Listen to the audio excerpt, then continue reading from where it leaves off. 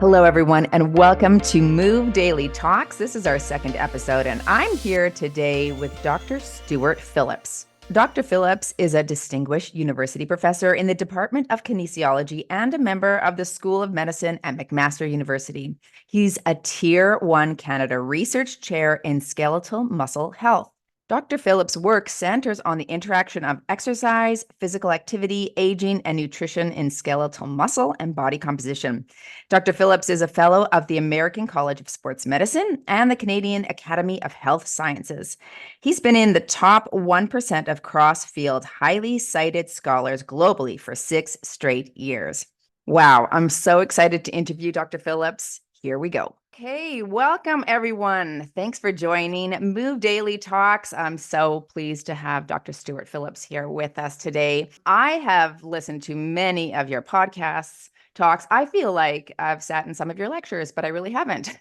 But it's so nice to have the availability of the internet now so that we can learn, even if we're not in classes with you. So thank you for all that you've brought to the table, because I, for one, have learned so much. And so I'm really excited to talk to you today about fitness, about muscles, about growing muscles in menopause. I'm definitely in that space right now. So yeah, we're going to delve into that. So thanks for joining us, Dr. Stewart. Oh, you're most welcome. Yeah, thanks for having me on the show. Absolutely. I'm interested to ask you first off, what Sure. made you get into this field? Like, how did you start down the road to studying muscles? Sure. I did my undergraduate actually here at McMaster, like a long time ago. I've been a faculty member at McMaster in the Department of Kinesiology now for 27 years. So uh, it's kind of a long homecoming for me. I was a rugby guy when I was in undergraduate, and so that was my sport. And so I was always interested in sport and athletics, and all the training I ever did was for sport. I liked ice hockey. I liked football. So kind of like, get to smash somebody. I kind of gravitated towards that Well, kind you're of sport. Canadian, you have to like Yeah, hockey. yeah, exactly, exactly. Yeah. And I did my undergraduate here, actually not in kinesiology or anything like that, but it was in biochemistry. And so I was always really interested at a cellular level in how things worked. And in my senior year, I took a course in nutrition, and I was like, this is amazing. I didn't even know this existed. It was so cool. And the woman who supervised me, her name is Stephanie Atkinson. She's still here. She's a professor in the Department of Pediatrics. And she said, I have this great PhD student. His name's Mark Ternopolsky, and he does exercise. And I was like, well, hold on. I mean, like exercise and nutrition, and we do biochemistry. I'm like, this is too much. And I got into it, and I guess I never really fell out of love with it. It was great. So it blends my interest of a lot of parts of my life. And because when you're interested in protein, which is my main nutrient, then it's almost hand in hand. It has to be that you're interested in muscle as well. So it Yeah. really does blend a lot of things that I find very, very interesting. Yeah, and it seems so many people are talking about protein these days, which is great. Mhm. Building block of muscle. What do you find? Is it super polarizing when you look at social media? Are you like, wow, that is wrong, this is right? You must have some opinions on that.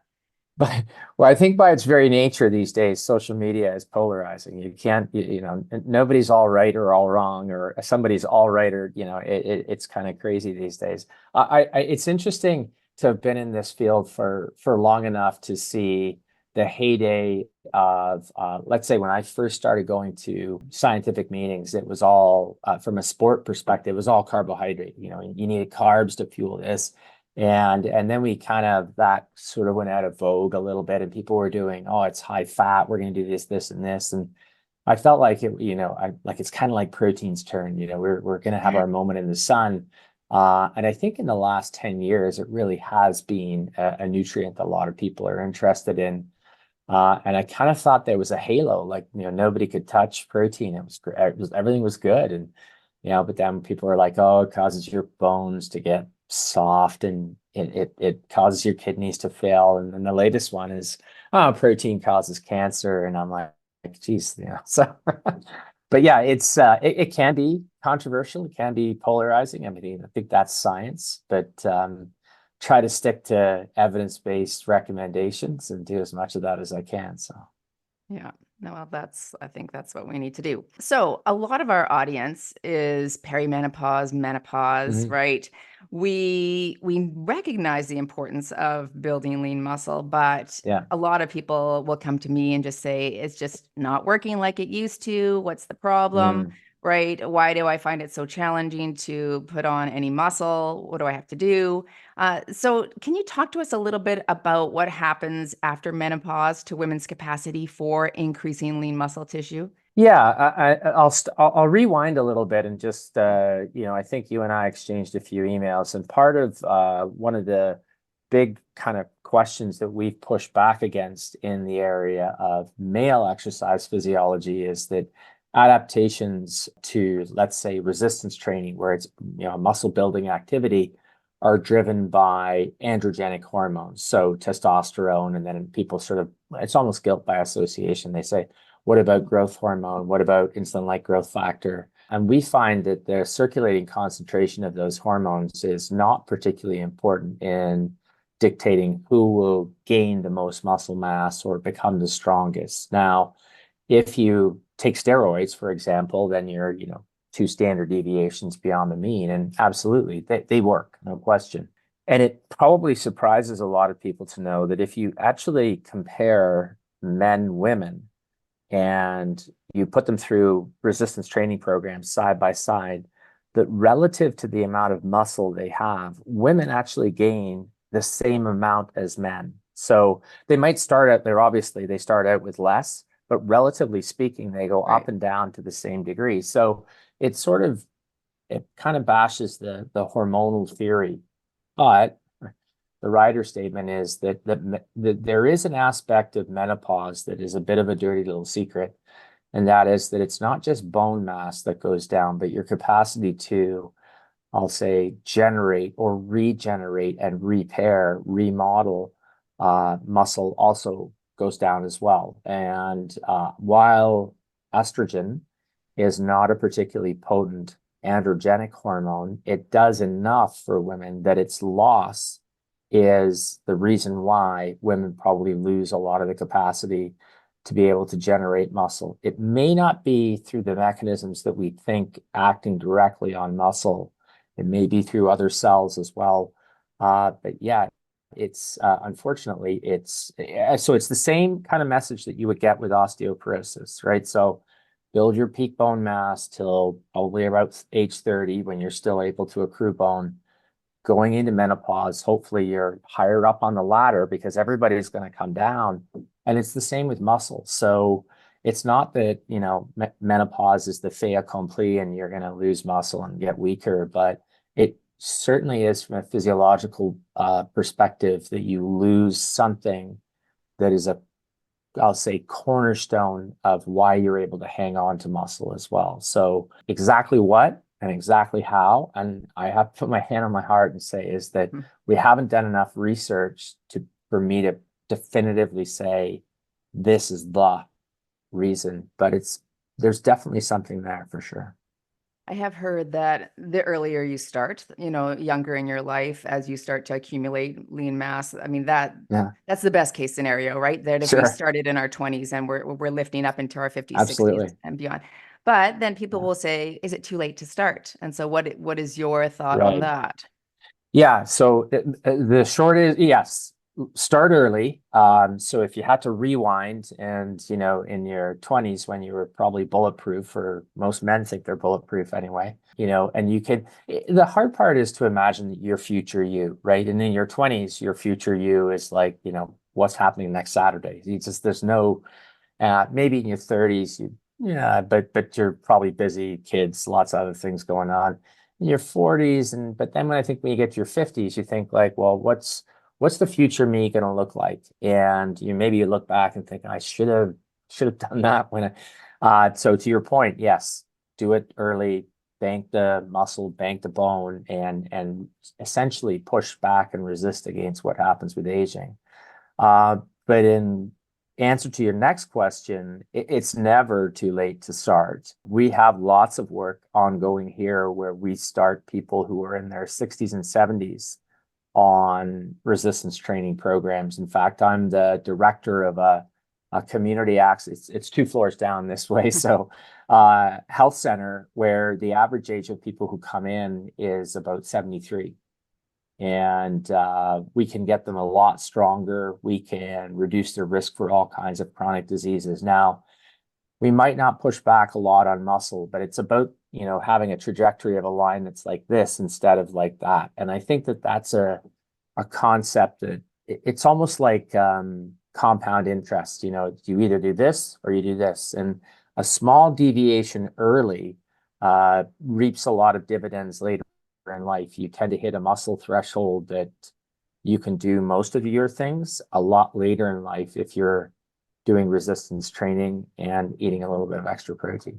Yeah, exactly. With those who start a little bit later, because we have some of those people in our audience, 60s, Sure. 70s. My mom started training in, well, the pandemic. So that was about what, 4 or 5 years Yeah. ago. Yeah. And she's 75 now. So she started at 70 and she was bored, started walking. And then, I mean, I've been preaching to the choir for years for her to do something, but Yeah.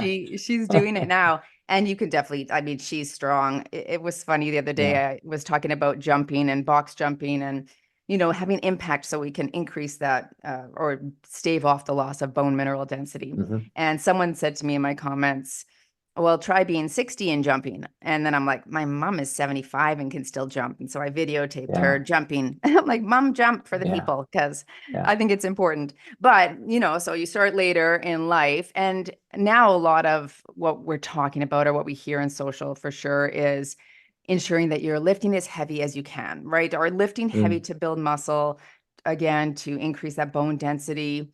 And then there's a lot of people, a lot of women who will ask me, well, can you build muscle though I've got injuries, I've got joint issues, I've got Yeah. wrist problems, right? Maybe I don't have access to those heavier pieces of equipment. So what can I do? Can I still build muscle?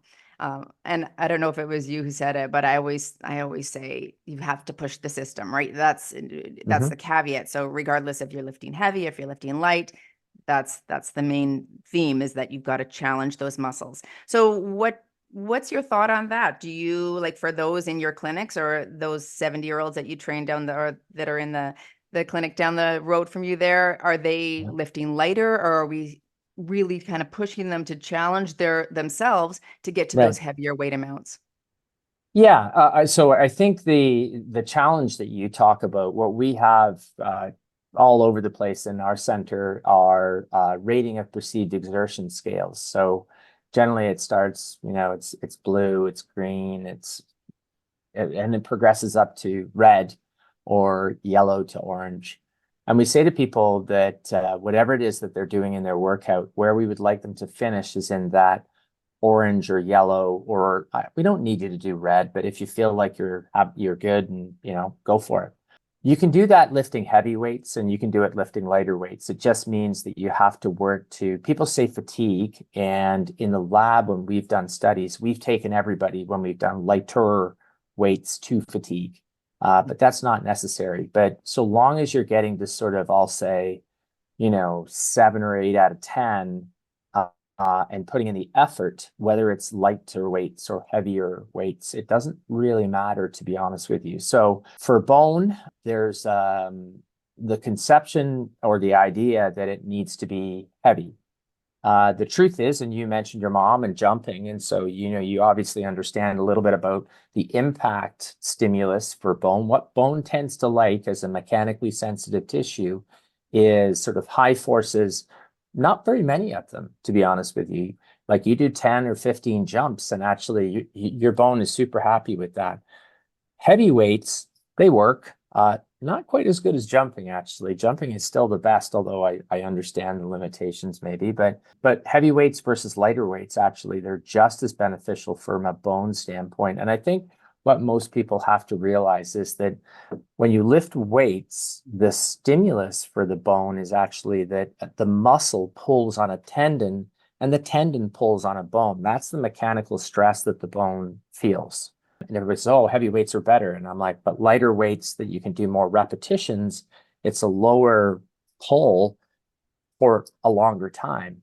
And so it's really, you say challenge, and I'll just say effort.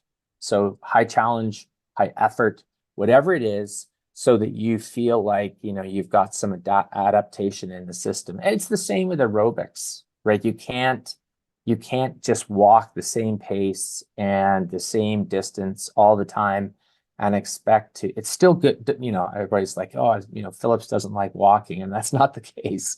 So it's an illustrative example to say, if you want to get better, then you have to either walk further, or you have to walk faster. And it's the same type of thing. So progression is still always the key. So if you could do 10 reps last week, then can you do 11 this week? And if you can do 11 and it's still like you're in the yellow, then you're progressing, and that's a good thing. But the load that you move is actually, that's your choice. So that's what we tell people, and we let them self-select, because we find self-selection, we get greater buy-in. So if people are not comfortable or don't want to, or as you say, they've got, and if you're 73, most people have got, the first thing we do is get them assessed by the physio.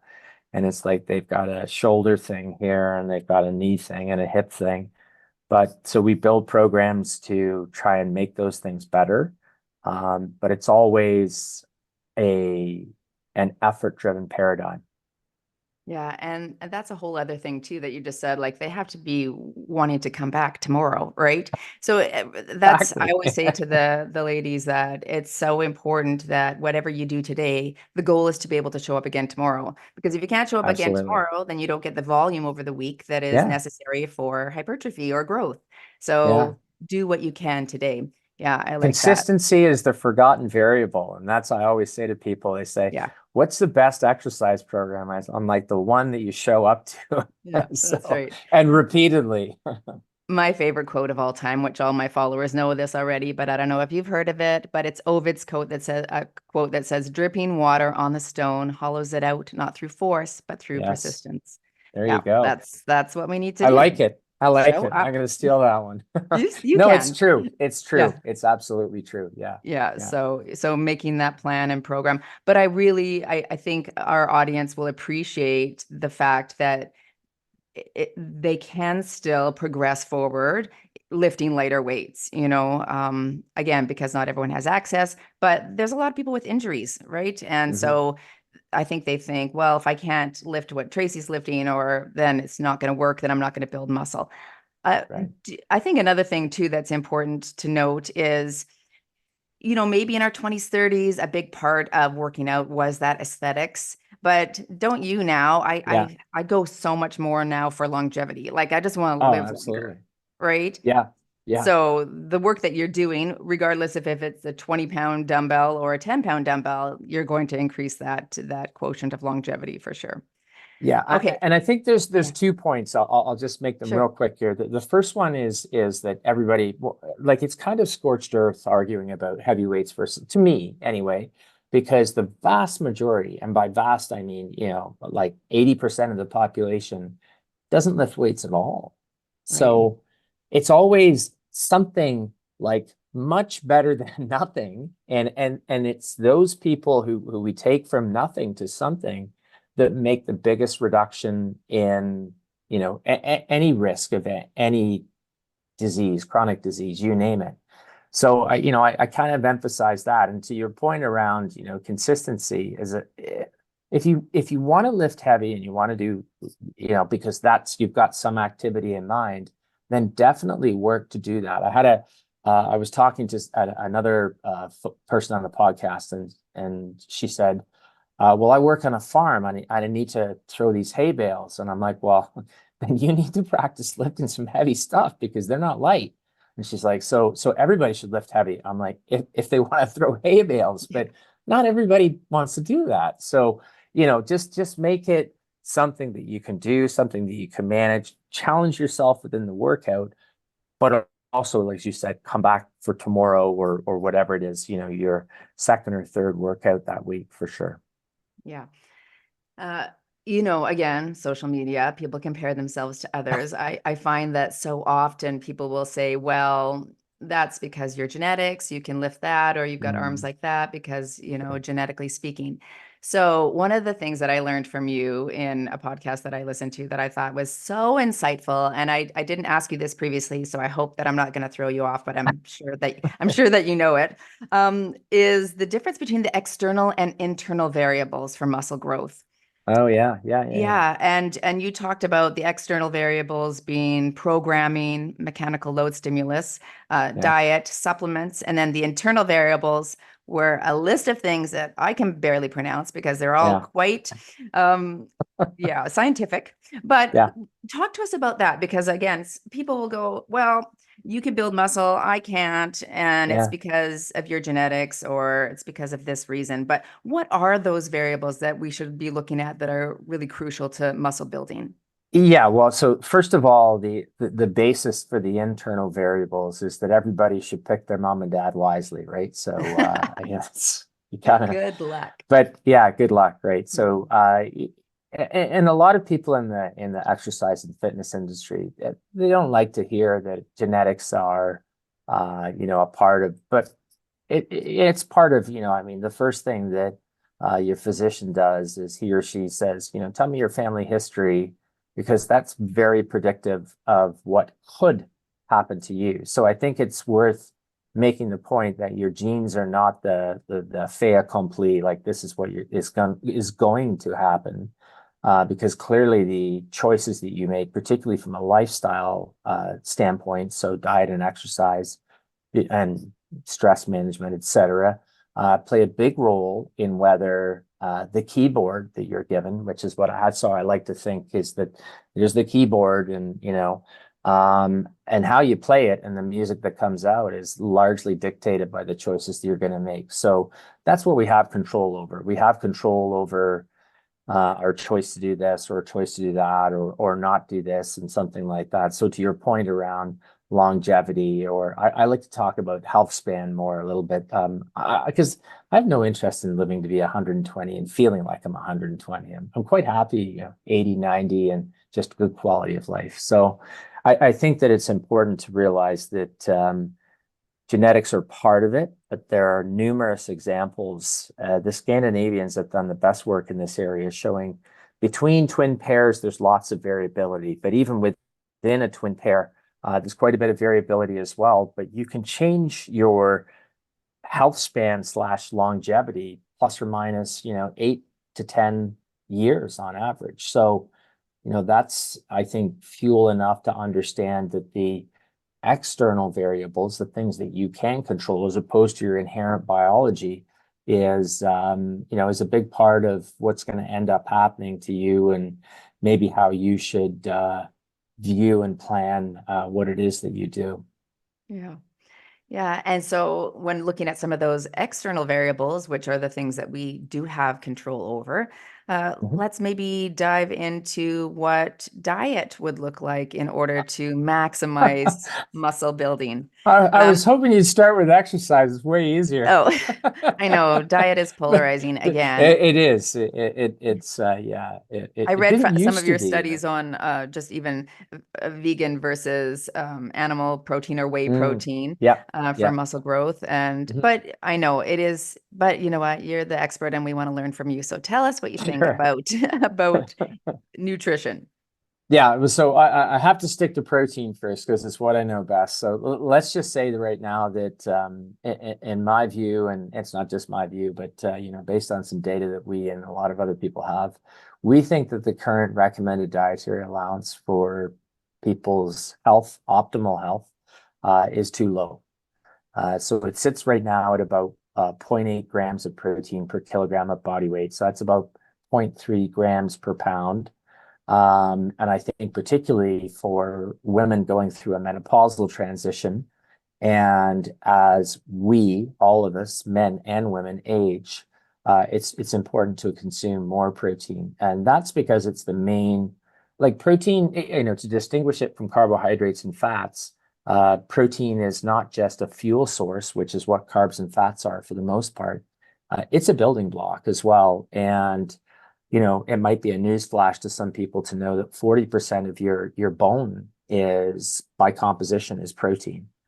So, you need protein to form the building blocks of muscle, yes, but connective tissue is made up of collagen protein. Bone is made up of collagen protein. Your skin is protein. All of your organs are protein as well. So it's a building block as well as a substrate. So I think that that's the nutrient that I tend to, kind of get people to keep an eye on. Not to say that carbohydrates are unimportant, and I'm not a low carb guy. I eat less carbohydrate now than I used to when I was younger, mostly because I don't do enough exercise to warrant eating the way I did when I was younger. And, for the most part, I try and make my meals a little bit more protein centric, if that's the right way of doing things. So, Greek style yogurt or skyr have become, game changer breakfast foods for me. It's usually some type of fish or chicken and a salad at lunch. I'm looking over at my lunch right here, and then dinner tends to be it's smaller than it was when I was younger. I eat a lot less food. But again, it's centered around usually nutrient dense sources of protein, mostly animal protein. I'm an omnivore, card carrying omnivore. Yeah, same. Um, but in the same token, 20 years ago, if you'd asked me about, vegan, vegetarian versus animal, I'd have said, oh, the protein quality is higher in animal. And it is, but I don't think it matters as much as I once thought. And that's based on all the data that we generated, a lot of other good friends of mine, colleagues, and a lot of observational studies looking at people who choose to have more plant-based protein. They do very well from a health standpoint. But I can say this is that we have a big trial that we're planning and starting to get off the ground on perimenopausal women going through. And we're of the hypothesis is that these women that are on a higher protein diet will do a little bit better at the end of our intervention than women that are on sort of their regular diet, so to speak. Oh, that sounds interesting.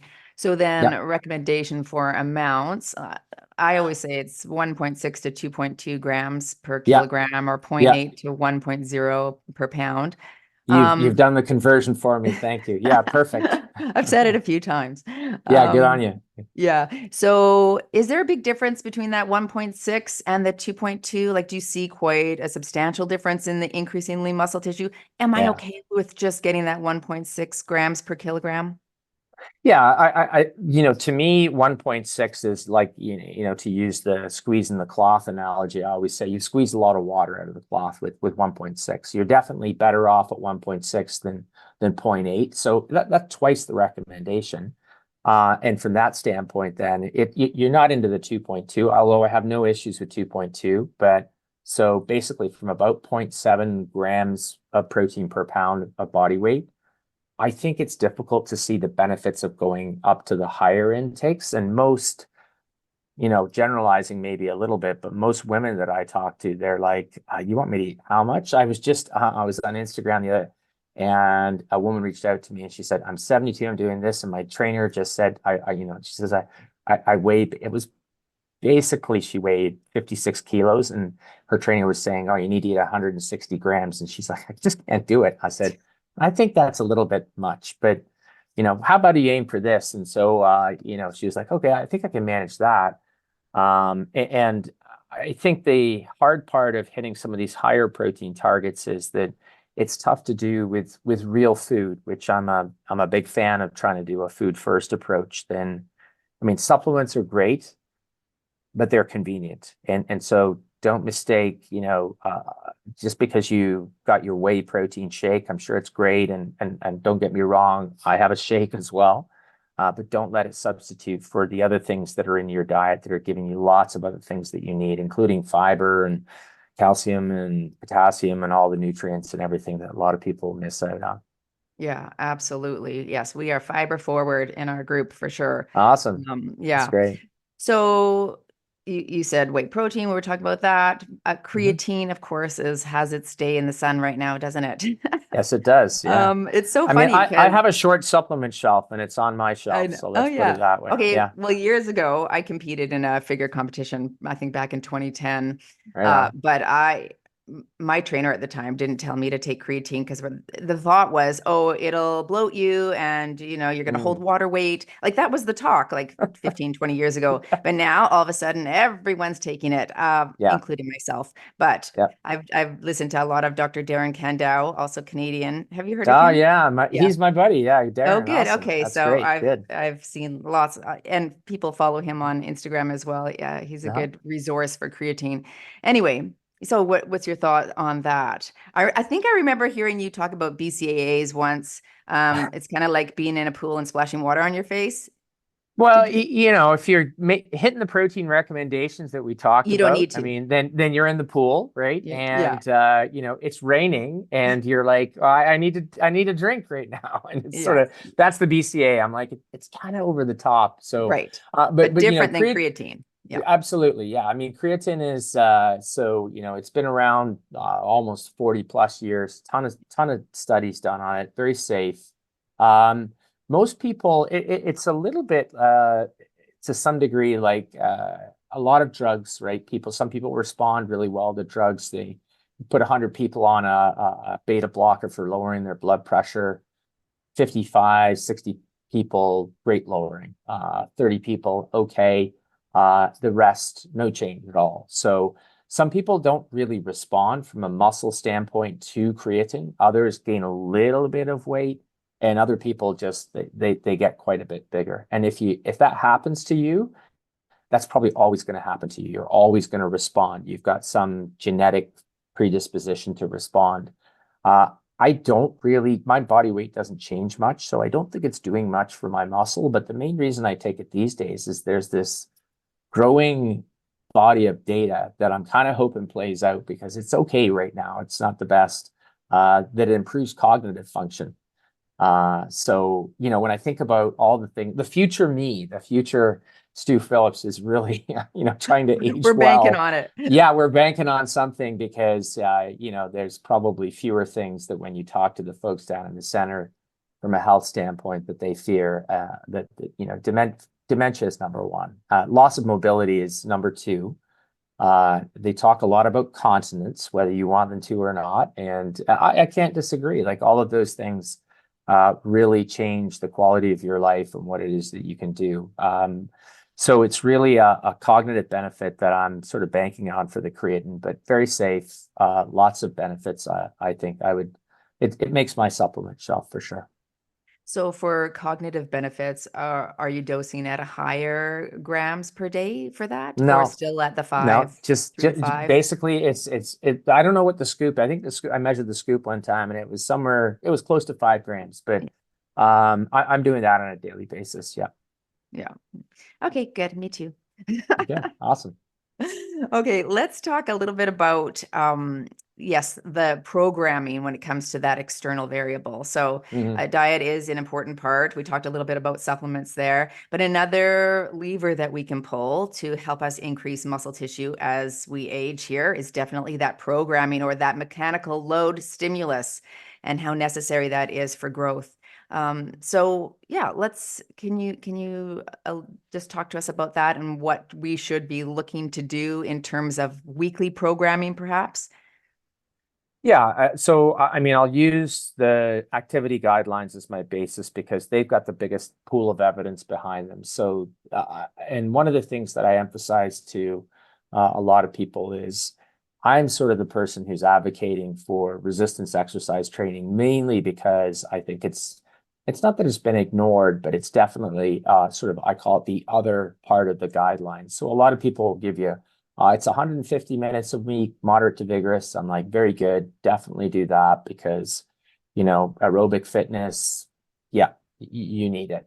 But resistance exercise has some pretty unique benefits. In fact, we wrote a paper just last year, myself, Jasmine Ma, and Eric Rawson, talking about that there's a lot more in common from a health benefit standpoint between resistance exercise and aerobic exercise than people actually think. It's not that the two sort of diverge and they're far apart. They're actually pretty close. So there's a lot of heart health benefits associated with resistance training. There's a lot of anti-diabetic benefits. But at the same time, you have a hard time building bone, you have a hard time building muscle doing aerobic only exercise. But similarly, you probably have a hard time keeping your aerobic fitness up just by lifting weights. So, let's be clear, doing both is always best. Having said that, it's really 2 days a week. If you can hit those 2 days, then you're beating hands down the vast majority of people out there. Both like that sort of frequency is associated with a ridiculously long list of health benefits, two of which surprise me and surprise me more that more work hasn't been done, because one is the alleviation of anxiety and the other is the alleviation of depression, which appears to be relatively unique to resistance training. And yet there's not been a large study to follow up on this. And, I'm acutely aware, working on a university campus, particularly with a lot of young people, to focus on mental health these days, that the magnitude of the effect in terms of anxiety and depression alleviation is not dissimilar from sort of frontline pharmacotherapy, which would be, serotonin reuptake inhibitors. And I'm thinking, wouldn't it be great if we could get these, young folks to, instead of, let's try this drug. And don't get me wrong, the drugs are great if it works for you, no problem, to try resistance training. But it's not really my area. But there are some things that are, I think, particularly special about resistance training. And what we're really talking about is high effort during the sessions, trying to hit for any given body part, I would say somewhere at least 6 to 8 sets. It appears the real sweet spot gets up to about 15 sets. And I think for that, you've got to lift more than twice a week. You kind of got to get up to about 3 to 4 days, which is fine. I don't do that many, I'll be honest with you. But really trying to get that high effort in no matter what the load is, and trying to target everything from top to bottom. I'm a big fan now of, because I don't have time, of supersetting things. So I'll pair an exercise. So it'll be a squat and then it'll be curls, or a pull up and then it'll be, a hamstring, something to just compress the amount of time. And if I do that, this I think surely must be part of it too.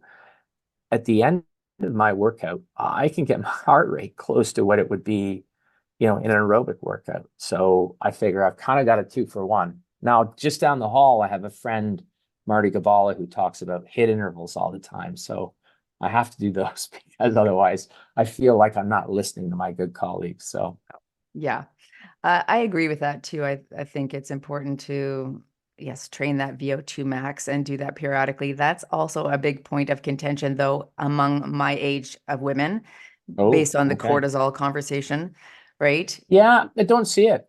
Just Yep, don't I'm see glad to the hear it. the cortisol bugaboo out there and how I that's going to know. mess up your metabolism and everything. I'll tell you, we did a study a number of years ago. It was in young men, I'll admit, but the best hormonal response that predicted the adaptation that these guys got was cortisol, because it's a marker of stress. And I mean, let's face it, exercise is a stressor. But I'm a little bit stunned at the amount of I call it misinformation, because that's pretty much what it is on social media about, oh, my cortisol, my cortisol.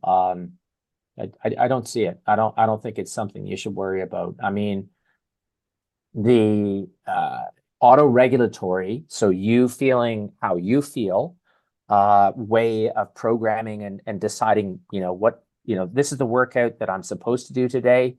If I don't feel like I'm up to it, then, why put yourself through it, right? I mean, unless you're trying to make it to Paris and climb on the podium this summer. If you're just like me, the event horizon is years into the distance, and I don't have an event that I'm getting ready for. So I use my own sort of sense of, how do I feel? Like if I had a crummy sleep, I don't do a hard workout, even though maybe that's what's on the schedule. So live to fight another day. So I don't worry. The obsession with cortisol is really misplaced, in my opinion.